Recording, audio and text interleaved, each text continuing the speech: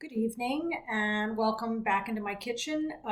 For Orthodox Christians, uh, this evening is Holy Thursday, Megali Pempti, also in the West known as Maundy Thursday. And the events that are commemorated in the church on Holy Thursday, or Megali Pempti, are related to the Last Supper, the betrayal of Jesus by Judas Iscariot, and Jesus washing the feet of the disciples.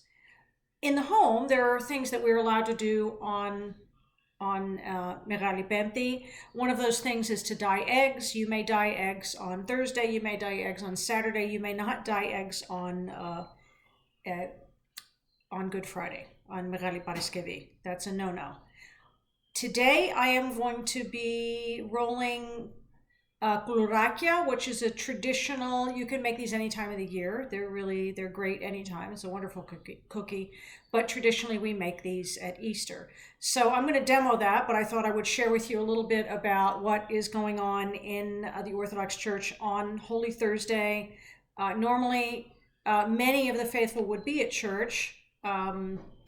People in Greece, when my parents were growing up, they would go every day of the week. There was something going on at the church, and we're very fortunate that the Orthodox churches are doing live broadcasts so we can continue to at least observe what's going on.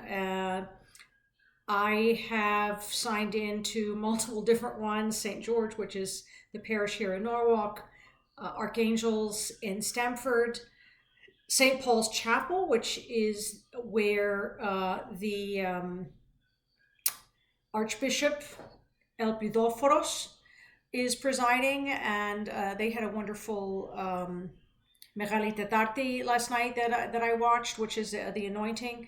So if you're curious, or if you are an Orthodox Christian and you want to tune in, there are plenty of opportunities.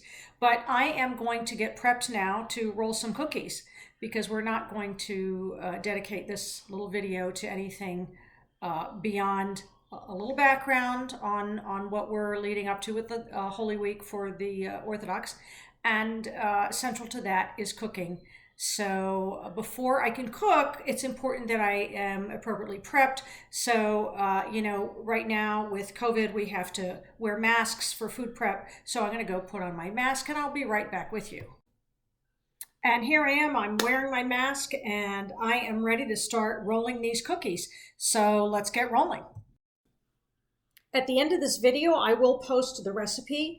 This is a recipe I got from, pardon me while I leave the screen to get my cookbook.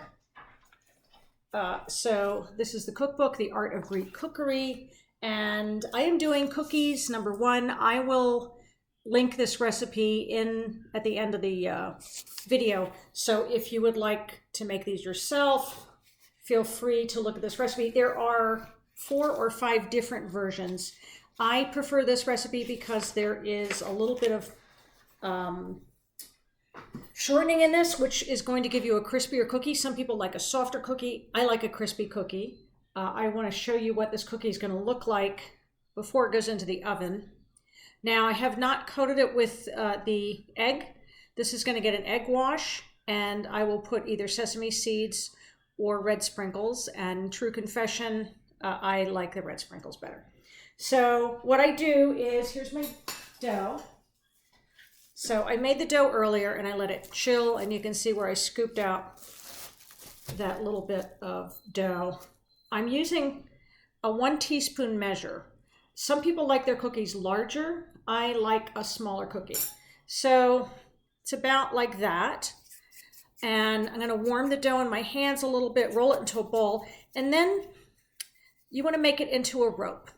So you can do the entire thing in your hands. I find it more helpful to use a silpat. I put a little flour down on the silpat, and away we go. So I get it about, not quite 6 inches, maybe 5 inches long. Don't get out a measuring tape. The best way to make these uniform is to use the standard amount in each one. So here you go, there's one. And you can stack these pretty close together. So if you have just any utensil and use the same one, and that way you're going to get a nice uniform cookie. They're all going to look the same. It doesn't really matter that much, but I think for baking purposes, it's not just the visual, but they're going to bake better. You're not going to have raw ones and overdone ones on the same tray. So I tend to prefer a crispier, smaller cookie. That's why I lean on the Silpat. You can see, now you can get fancy with these. I'm not going to get fancy. I like my Koulourakia to all look the same. I don't do different shapes. Or if I do a whole bunch of them. So you can do snails. This one's a little too much. So I'm going to do a snail here because I think that's kind of a fun shape. But again, you know, I like them. I like to have a whole bunch of the same ones. So a snail, you would twist in one end inward and the other end outward. And that's more like an S actually, but that's a cute shape, right? So, but usually if I do one tray, it's all going to be the same thing and it's all going to be the twist. You can make these into a complex braid. You know, you can have 4 strands instead of 2. I don't do that as a rule. First of all, the dough, this recipe makes dozens and dozens of cookies. So you would be at this for hours and hours and hours, and there's other cooking to do for this holiday. And even though under the current guidelines, you know, I'm not entertaining, but still there's no point in making any smaller recipe than what we have. So I'm going to pause this and I'll get back to you when my tray is full. Welcome back. So here is my tray. I did a mix just so you could get an idea. And now I'm going to brush with an egg wash. I'm just going to tilt the screen down so you can see. This is pretty easy, pretty straightforward. And the purpose of the egg wash, it makes the cookies nice and shiny. And also it gives the sesame seeds or sugar something to stick to. So they're going to stick a lot better if they have a wet surface. And you don't want to overdo it with the egg. Also notice I'm using a Silpat for this, and I do recommend parchment or Silpats. And if possible, do not use a non-stick because your cookies may brown too fast on the underside. So here's the basic drill. You just get enough on there that they're wet, but not saturated with the egg. And you're gonna find that one egg, this is one egg and a little bit of water, one egg is enough for the entire recipe. And this is a recipe that calls for 1 cup butter, 1/2 cup shortening, 2 cups sugar, 6 cups flour. So that gives you an idea of the volume of dough we're talking about. I divided my dough in 2, and I would say that this tray of cookies represents about 1/6 of the total dough. And so I have 24 here. So you guys do the math. That's above my pay grade for this particular project. For my father's sake, may he rest in peace, I'm going to do sesame on, you know what? I'm going to do both, but I'm going to start with the sesame. This is a giant container of sesame seeds. I might have picked this up at the Chinese market. I don't remember. Or Costco, or maybe at Steve's Market. So here we go with the sesame. I'm not going to make you watch all of this because it's going to get rather long.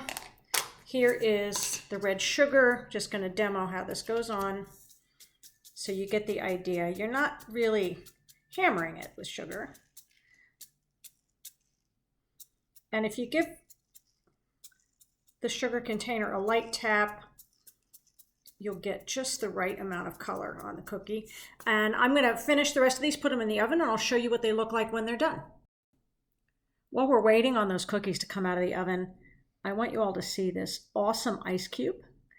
My son Peter's girlfriend Melanie gave me the ice cream molds for Christmas last year, and I tell you, this has given me no end of pleasure making these little bulldog ice cube molds.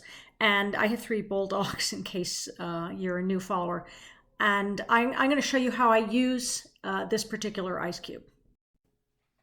So inside this container is another recipe I'd like to share with you. It is 2 parts bourbon. I use an inexpensive bourbon, and 1 part sweet vermouth. I use a really nice vermouth, and this is a Carpano. A little dash of bitters, and away.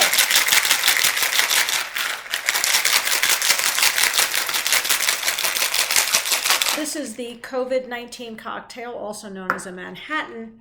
And there's my little friend in the glass. You see my little friend in there.